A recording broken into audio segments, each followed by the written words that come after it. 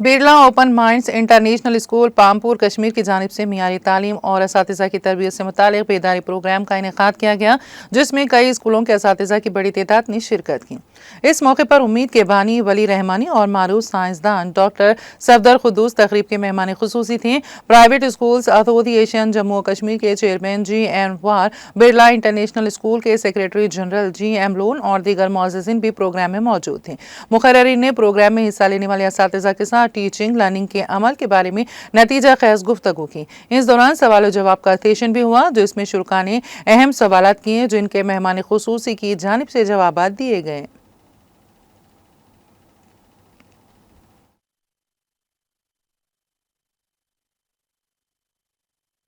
नहीं, Birla open mind school आया, मैं कश्मीर आया इस मकसद से हूँ कि ताकि यहाँ के अच्छे स्कूल्स को विज़िट करूँ और यहाँ से सीख कर जाऊँ।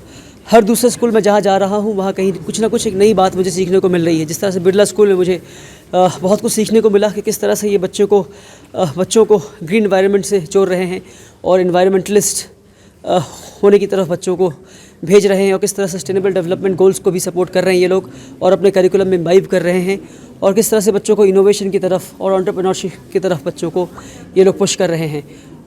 बहुत अच्छी खुशी भी देखकर कि कश्मीर के ऐसे स्कूल्स में बहुत बेहतरीन तालीम दी जा रही है। बहुत कुछ सीख कर घर लौट रहा हूँ।